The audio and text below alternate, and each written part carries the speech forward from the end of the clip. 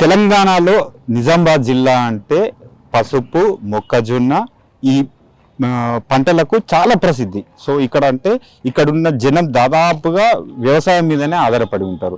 So ఇక్కడ ఎలా ఉంది అంటే గతంలో అయితే మొదటిసారి పోటీ చేసినప్పుడు ఇక్కడ ఎంపీగా పోటీ చేసిన ఎంపీ ధర్మపురి అరవింద్ గారు అయితే స్పైసెస్ బోర్డు అంటే పసుపు బోర్డు తీసుకొస్తా అని చాలా ఖచ్చితంగా బాండ్ పేపర్ మరీ రాసిచ్చారు. సో కొంతకాలక్రమేణా అంటే కొంతకాలం గడిచినప్పటికీ తర్వాత ఆ పసుపు బోర్డు అయితే తీసుకురావడం జరిగింది. సో ఆ పసుపు బోర్డు రావడం వల్ల రైతులకు ఎటువంటి లాభం జరుగుతుంది, మార్కెట్ ఎలా చేసుకుంటుంటాం అంటే రైతులకు ఎటువంటి ఉపయోగాలు జరుగుతున్నాయి అనేది తెలుసుకునే ప్రయత్నం చేద్దాం. నిజామాబాద్ జిల్లాకు చెందిన ఒక రైతు, ఉత్తమ అవార్డు గ్రహీత రైతు శ్రీనివాస్ రెడ్డి గారు ఉన్నారు, వారితో మాట్లాడదాం. అన్నగారు నమస్తే. నమస్తే. ఎలా ఉంది? మొత్తం కొంచెం వర్షాలు లేట్ అవుతున్నట్టున్నాయి ఈసారి ఈ ఖరీఫ్ సీజన్ కు. సో ఇప్పుడు ఎట్లా ఉంది మరి అంటే మీకు మొత్తానికైతే పసుపు బోర్డు వచ్చేసింది.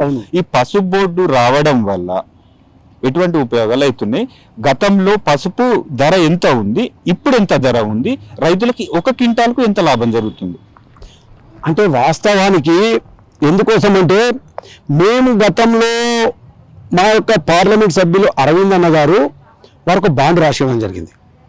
ఎందుకోసం అసలు నాకు ఎక్కడ కూడా భారతదేశ చరిత్రలోనే బాండ్ పేపరు నేను తీసుకొస్తా అన్నటువంటి రాసిచ్చినటువంటి వ్యక్తి పార్లమెంట్ సభ్యుడైనటువంటి అరవింద్ ధర్మపురి గారు. వారు రాసిచ్చారు. దానికి అనుగుణంగానే రైతులందరూ కూడా పార్లమెంట్ సభ్యుడు అరవింద్ గారిని పెద్ద మెజార్టీతో గెలిపించడం జరిగింది. వారు గెలిపించిన తర్వాత వారు ఒక 5వ రోజు నుంచే అసలు ఎందుకంటే అతనికి మాట ఇచ్చిన నిద్ర పట్టకుండా 5వ రోజు నుంచే ఈ యొక్క పసుపు బోర్డుపై వారి ప్రణాళికల కోసము ప్రత్యేకంగా ఢిల్లీలో అక్కడ మీటింగ్ పెట్టడం జరిగింది పసుపు బోర్డుపై విషయానికి. ఆ తర్వాత కమ్మర్పల్లిలో ఉన్నటువంటి ఈ ప్రాంతంలో పండించేటువంటి ఆదర్శ రైతులందరినీ కూడా పిలిపించి కమ్మర్పల్లిలో ఢిల్లీ నుంచి అధికారులు రావడం జరిగింది, రాష్ట్రం నుంచి అధికారులు రావడం జరిగింది, హార్టికల్చర్ నుంచి వీళ్ళందరితో కూడా ఈ పసుపు బోర్డుతో ఎట్లా అయితే బాగుంది ఏదైతే అని చెప్పి రైతులతో కూడా సలహాలు సూచనలు తీసుకోవడం జరిగింది. ఈ యొక్క సలహాలు సూచనలన్నీ కూడా పార్లమెంట్ సభ్యుడు అరవింద్ అన్న గారు కేంద్రంలో ఉన్నటువంటి వ్యవసాయ శాఖ మంత్రి గారికి వారు చెప్పడం జరిగింది. 4 రోజులు లేట్ కావచ్చు, మేము దానికి ఏదైనా కానీ ఇక్కడ రైతులు ఒప్పుకోవడం జరిగింది, బోర్డు రావడం జరిగింది. మళ్ళీ ఎందుకోసం అంటే నేను ఎందుకంటే చాలాసార్లు పార్లమెంట్ సభ్యుడు అరవింద్ అన్న గారితో ఈ సమస్యల మీద వారిని అడగడం జరిగింది. అన్న మనమైతే బాండ్ రాసి ఇచ్చినాం, మన పరిస్థితి అంటే ఏదన్నట్టే దానికి ఒక్క క్షణం వారు మేము చూశాం కనుక ఒక్క క్షణం ఎక్కడి గుడి లేదు, ఎక్కడి మెట్లు లేవు, మొక్కని దేవుడు లేదు అనే విధంగా పూర్తి కేంద్రంలో ఉన్నటువంటి మంత్రులందరినీ కూడా కలిసి వారు బోర్డు తీసుకురావడం జరిగింది. మా రైతాంగం తరఫున మరొకసారి వారికి ప్రత్యేకంగా అమిత్ షా గారికి, అరవింద్ అన్న గారికి, దేశ ప్రధాని నరేంద్ర మోదీ గారికి ధన్యవాదాలు తెలపడం జరిగింది, తెలుపుతా ఉన్నాం. ఇప్పుడు బోర్డుతో ఎందుకోసం అంటే గతంలో పసుపు రేట్లు చాలా తక్కువ ఉండే. పసుపు ఎక్స్పోర్ట్ అన్నది కాంగ్రెస్ ప్రభుత్వం ఉన్నప్పుడు 12 సంవత్సరాల కంటే ముందు పోతే మనం ఇంపోర్ట్ చేసుకుంటున్నాం పసుపుని, మన దగ్గర ఇంపోర్ట్ చేసుకుంటున్నాం. 38,000 మెట్రిక్ టన్నులు ఈ యొక్క భారతదేశానికి మెట్రిక్ చేసుకుంటున్నారు. కానీ భారతీయ జనతా పార్టీ అధికారంలోకి వచ్చిన తర్వాత అరవింద్ అన్న ఎంపీ అయిన తర్వాత ఇంపోర్ట్ని బంద్ చేయడం జరిగింది. ఇంపోర్ట్ బంద్ చేయగానే 4,000 రూపాయలు ఉన్నటువంటి పసుపు అప్పుడు ఒక క్వింటాల్కు వెంటనే 6,000 రూపాయలు, 2,000 రూపాయలు ఒక క్వింటాల్కి పెరగడం జరిగింది. దాని కృషి పార్లమెంట్ సభ్యుడు అరవింద్ అన్న గారు మొట్టమొదటి సంవత్సరంలోనే అది చేయడం జరిగింది.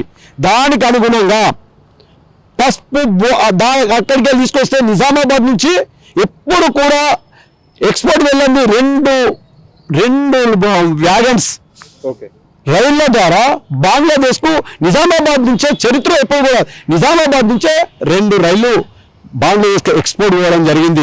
దీనికి అనుగుణంగా పోతూ రేటు 15,000 నుంచి 20,000 రూపాయల వరకు కూడా పెరుగుతూ వచ్చి రైతుకు కూడా, ఎందుకంటే రైతు ఇంకా 20 కాదు, నేను 25,000 రూపాయల వరకు 15 నుంచి 25,000 రూపాయల వరకు మద్దతు ధర తీసుకొస్తాం. కానీ మనం ఇప్పుడు ఎందుకంటే ఈ ప్రాంతంలో ఆర్గానిక్ చేస్తే ఇంకా మనకు మద్దతు ధర వస్తుంది. ఆర్గానిక్ చేద్దాం, రైతుని లాభసాటిగా తీసుకొద్దాం, పసుపు రైతుల్ని లక్షాధికారిగా తీసుకొద్దాం. ఈ ప్రాంతంలో ఈ ప్రాంతంలో ఉన్నటువంటి పసుపు రైతులు కూడా మేధావులు గనక ఇంకా రైతుల్ని లాభసాటిగా తీసుకొద్దామనే ఉద్దేశంతో ఈ యొక్క జిల్లాలో పసుపుకు సంబంధించినటువంటి బాయిల్ మిషన్స్ కానీ, పాలిషర్స్ డ్రమ్ము కానీ, మరియు ట్రాక్ పాలియన్స్ కానీ ఇవన్నిటిని కూడా రైతులకు అందుబాటులోకి తీసుకొస్తా ఉన్నారు. దానితో పాటు ఈ రాష్ట్రంలో రైతు కుటుంబానికి సంబంధించినటువంటి వ్యక్తి, పసుపు పండించేటువంటి వ్యక్తి, ఒక ఆదర్శ గ్రామమైనటువంటి వ్యక్తి ఈ యొక్క పసుపు బోర్డుకు కూడా చైర్మన్గా తీసుకురావడం జరిగింది. ఎందుకోసమంటే దీనికి అన్ని కూడా మెలకువలు తెలుసు అనే ఉద్దేశంతో పల్లె గంగారెడ్డి గారిని చైర్మన్గా కూడా మా యొక్క పార్లమెంట్ సభ్యులు అరవింద్ అన్న గారు తీసుకురావడం జరిగింది. వీరందరి ప్రోత్సాహంతో పసుపుకు ఇంత వడుగుంటాయని చెప్పి మద్దతు ధర, రేటు, ఎక్స్పోర్ట్ ఇవన్నీ పెరుగుతూ ఉన్నాయి. రానున్న రోజుల్లో పార్లమెంట్ సభ్యుడి గారి యొక్క ఆశ వారు ఒకటే, ఈ రైతులకు 25,000 30,000 రూపాయలు మద్దతు ధర ఒక క్వింటాల్కి ఇప్పించేంత వరకు నేను నిద్రపోను అని చెప్పి కంకణం కట్టుకున్నాడు కనుక దానికి అనుగుణంగా రైతులు ఒక్కసారి మీరున్నటువంటి ఆర్గానిక్ సిస్టంలో కొన్ని పద్ధతుల్లో మనం చేస్తే బాగుంటుందనే ఉద్దేశంతో వారు ఉత్సాహంతో పోతా ఉన్నారు కనుక దానికి అనుగుణంగా నేను కూడా ఎప్పుడు నేను 40 సంవత్సరాల నుంచి వ్యవసాయం చేస్తా ఉన్నాను. గతంలో ఎప్పుడు 2-3 ఎకరాలు నేను పసుపు వేస్తా ఉన్నా. ఈ గత సంవత్సరం నుంచి ఆర్గానిక్లో నేను వెళ్తా ఉన్నాను.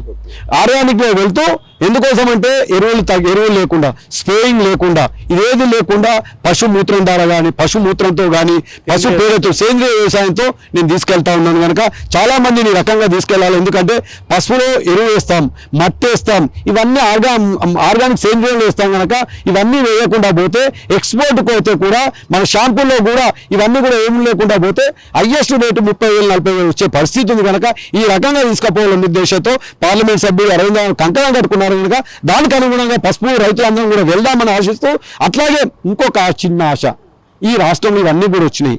దయచేసి ఈ రాష్ట్రంలో పసుపు బోర్డు నిజామాబాద్ జిల్లాకు వచ్చింది కానీ ఆ బోర్డుకు జాగా కావాలా, ఆ జాగా కోసం ఆ బోర్డు ఆఫీస్ కట్టడం కోసం ఈ రాష్ట్ర ప్రభుత్వానికి పార్లమెంట్ సభ్యుడు చాలాసార్లు ముఖ్యమంత్రికి లేఖలు రాసిండ్రు, వ్యవసాయ శాఖ మంత్రికి లేఖలు రాసిండ్రు, ఈ రాష్ట్ర సిఎస్ గారికి లేఖలు రాసిండ్రు. వీరు వెళ్ళి స్వయంగా వారు అడగడం జరిగింది. ఇప్పటికైనా దయచేసి మీరు ఇస్తే మా ప్రాంత పసుపు బోర్డు రైతుల కోసం వారు ఉండడానికి కానీ, వారు వచ్చినప్పుడు కూర్చోడానికి కానీ ఒక హాల్ కానీ, ఒక వ్యవస్థ కానీ, ఆఫీస్ కేంద్ర ప్రభుత్వం పూర్తిగా నిధులతో ఆఫీస్ మేము కట్టుకుంటాం కానీ మీరు జాగా ఇవ్వండి అని చెప్పి అధికారులను అడుగుతూ ఉంటే, ఈ రాష్ట్ర ప్రభుత్వాన్ని అడుగుతూ ఉంటే ఇప్పటి వరకు 500 గజాలు ఇచ్చే పరిస్థితి మా పసుపు రైతుల కోసం ఈ రాష్ట్ర ప్రభుత్వం ఈ పూర్తి కూడా మీరు చేయలేదని చెప్పి అడుగుతా ఉన్నా.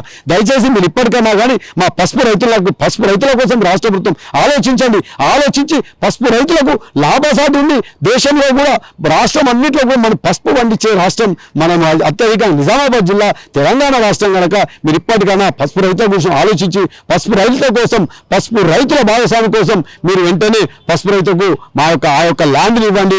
ల్యాండ్ని ఇస్తే కేంద్ర ప్రభుత్వం ద్వారా పార్లమెంట్ సభ్యులు అరవింద్ అన్న గారు కానీ మరియు మన యొక్క ఎమ్మెల్యేలు కానీ వీళ్ళందరూ కూడా కృషితో ఆఫీసు నిర్మాణం చేపడతారు. ఈ పసుపు రైతుల కోసం లాభసాటిగా ఉంటుంది కనుక దయచేసి ఈ రాష్ట్ర ప్రభుత్వం పసుపు రైతుల గురించి కూడా ఆలోచించాల్సిందిగా మేము రాష్ట్ర ప్రభుత్వాన్ని కూడా కోరుతా ఉన్నాం. ఎందుకోసం అంటే నాకు నిన్ననే ఒక ప్రత్యేకమైనటువంటి, ఎందుకంటే నేను పూర్తిగా ఒక రైతుగా నేను 12 ఎకరాలతో కూడా నా స్వచ్ఛందంగా నేనే వర్కర్ లేకుండా నేనే వ్యవసాయం చేస్తా, నేనే స్ప్రేలు చేస్తా, ఏదైనా అన్ని నేనే చేస్తా కనుక నాకు ఉత్తమ రైతుగా నిన్ననే ఒక ఏరువాక సంస్థ వాళ్ళు ఇచ్చి సన్మానించి నన్ను గుర్తించినందుకు ప్రత్యేకంగా వారికి ధన్యవాదాలు చెప్తూ ప్రతి ఒక్కరు కూడా ఆర్గానిక్ ఫార్మింగ్కి వెళ్ళవలసిందిగా ఈ రైతాంగానికి కానీ అందరికి కూడా నేను ఈ యొక్క కేంద్ర ప్రభుత్వం ద్వారా కానీ ఈ రాష్ట్ర ప్రభుత్వం కానీ ఇప్పటికైనా రైతుల్ని గుర్తించి అనేక రకాలుగా ప్రోత్సాహాలు, సబ్సిడీలు ఇవ్వాల్సిందిగా కోరుతా ఉన్నాం.